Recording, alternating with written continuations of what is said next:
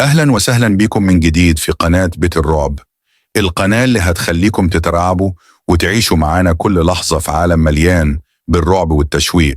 لو مش مشتركين لحد دلوقتي يبقى الوقت جا الوقت علشان تشتركوا وتفعلوا الجرس عشان توصلكم كل الحكايات المرعبة الجديدة.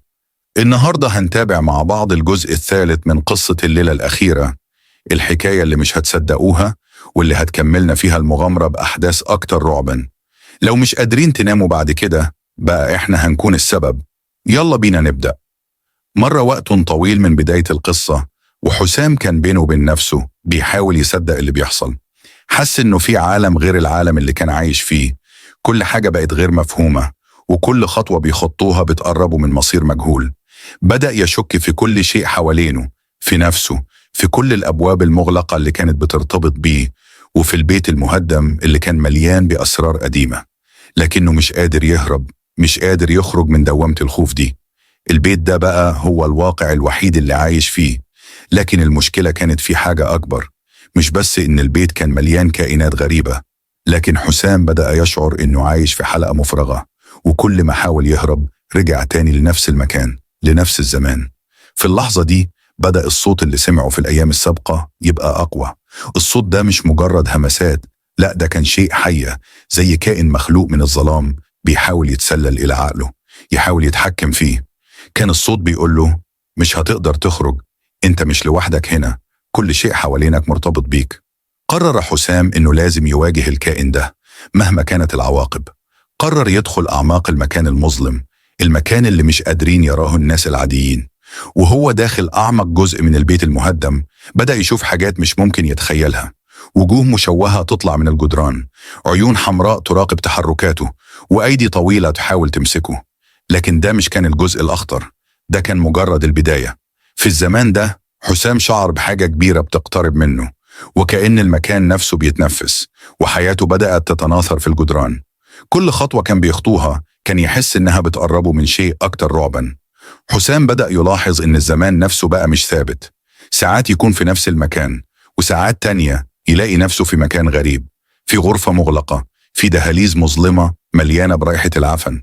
في كل مرة يحاول يفتح باب يجد نفسه في نفس المكان اللي بدأ فيه، وبكل مرة كان الصوت بيقول له: انت مش هتخرج، انت ملكنا دلوقتي.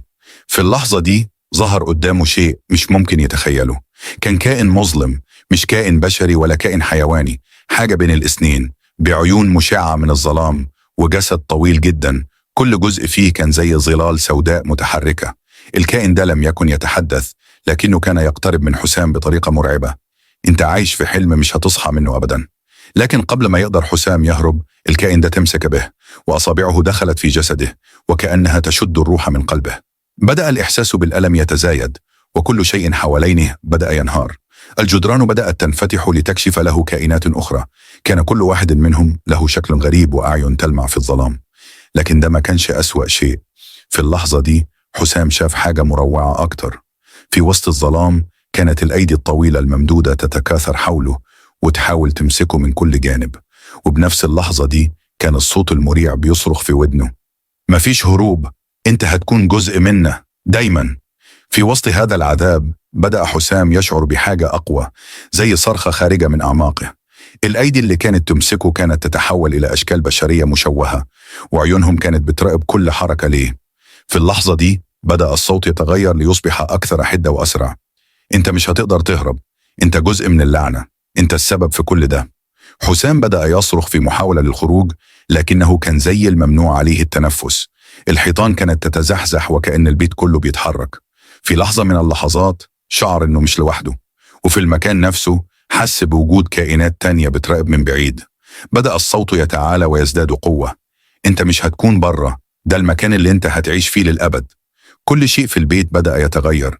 الجدران صارت تنزف سائلا أسود، والأضواء بدأت تومض بشكل سريع ثم تختفي تماما. أصوات صرخات وموت تردد في الأرجاء، والأرض تحت قدميه بدأت تتشقق وكأنها بتبتلعه. كان حسام في أقوى لحظات خوفه، وشاف نفسه في مكان آخر، لكن كان فيه شيء غريب بيحدث. مكانه كان غريب ومرعب، والظلال بقت أكثر وضوحا. لكن فجأة حسام شعر بحاجة غريبة تتسرب لجسمه. دماء غريبة بدأت تظهر من جسده، وكأنها بتأخذ معه الحياة. في اللحظة دي حسام فهم الحاجة المروعة اللي حصلت. صوت صارخ تردد في قلبه: انت هتكون جزء من كل ده، المكان ده مش هيخلص أبدا، هتفضل في الكابوس ده للأبد. بينما كانت الظلال تتزاحم حواليه، بدأ حسام ينهار تماما، ومع شعوره الأخير سقط على الأرض وسط الظلال التي كانت تقترب منه، وتغطت كل شيء في عينيه، وكل شيء اختفى. اشتركوا في بيت الرعب، خليكم دايما مستعدين لأحداث أكتر مرعبة، ولا تفوتوا أبدا الحكايات اللي هتخليكم مش قادرين تناموا الليل كله. شكرا لمتابعتكم، وانتظروا الجزء القادم قريب.